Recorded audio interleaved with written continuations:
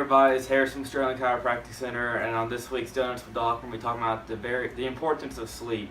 So Doc, middle of the school year, people are cramming for finals coming up, a bunch of athletics going on at the high school level and at the collegiate level.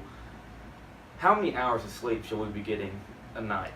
Well, that is such a subjective question, but the bottom line is we need to get enough to make sure that our body is resting properly, that our bodies are rejuvenating, that we're also getting enough time to just kind of decompress.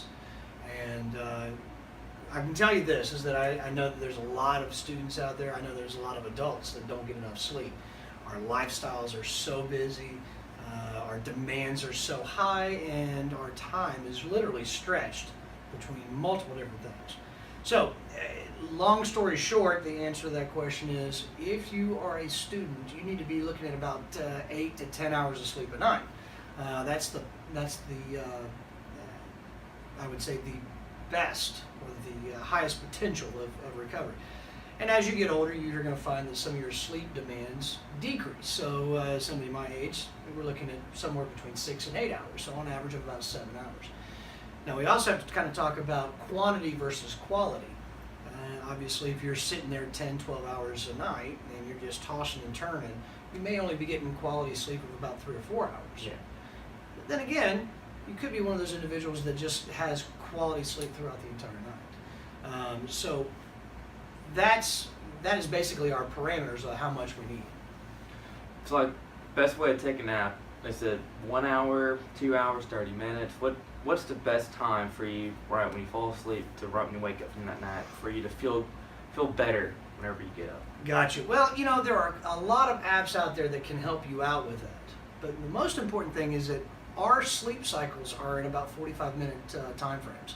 So for us to hit REM and then come back out of REM, it's usually about a 45-minute cycle.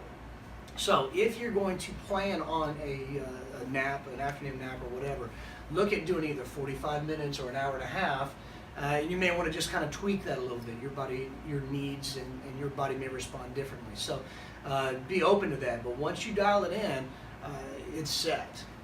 So sleeping, what's the best body position, I guess, for an individual, or does that just depend on the individual himself? It's a great question, and I talk with this about to my patients all the time. Obviously, the most optimal position is either going to be lying on your back or on your side. And when you're laying in either one of those positions, the main goal is to make sure that we're maintaining neutral alignment with our spine. If it's on our side, we want to make sure that we have a pillow that spans enough distance between our ear and our shoulder.